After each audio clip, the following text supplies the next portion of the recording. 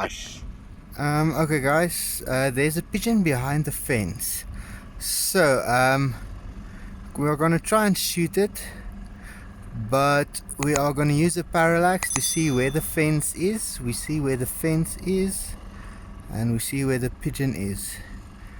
The pellet is gonna go a bit high, so let's see if we shoot between there, if we can get it. It's gonna be out of focus, but we want to focus on the fence.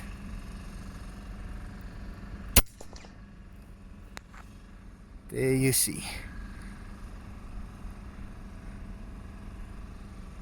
So if you want to shoot through a fence, use your parallax to see where the fence is. Know how high your pellet or slug is going to travel before it reaches your target. Hi guys. Okay, so I just want to do a quick explanation of what just happened in the video clip. I hope you can see everything in the okay.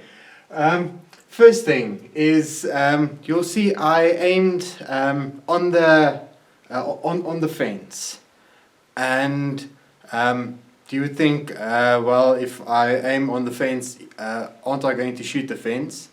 So that is where my very beautiful drawings come in. Let's start with the first drawing there. When you look through your scope, it is a straight line, it's line of sight. But when you shoot, when the pellet or the slug or whatever projectile comes out of your barrel, then it will first cross over the line of sight and then fall back again.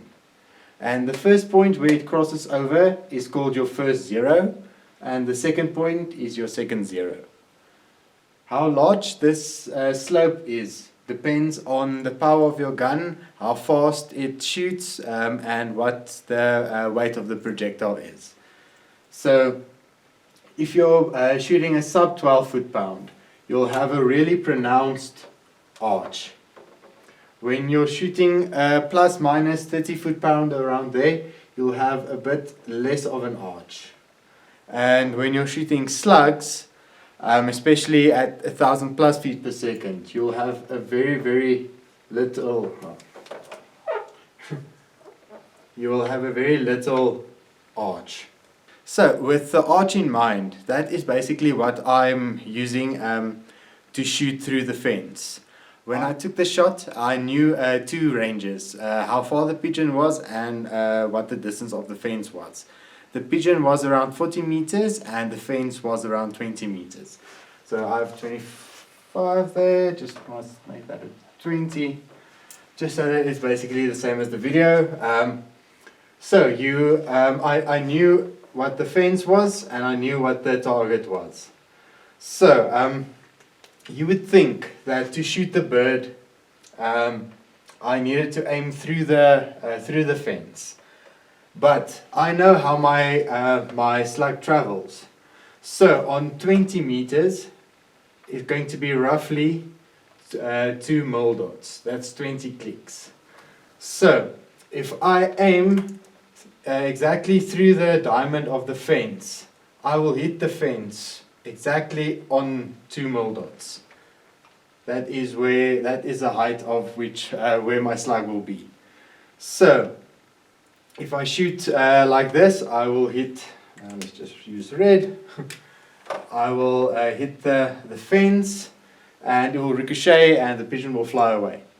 I know what my trajectory looks like, so I know it's going to hit on the second mil dot on 20 meters. So I aim on the wire, on the fence. That gives me a whole range to play with, and I know I'm clear up to 4 mil dots. That's 40 clicks. That I'm clear. That my pellet won't go and hit the fence.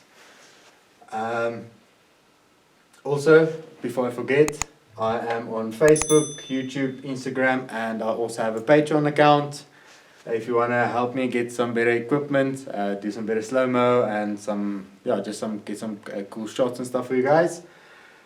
So yeah, I'm on them if you want to follow me and join me and stuff. That is basically how I made the shot. I knew what my fence distance was, I knew what the target was, and I just I knew where to aim.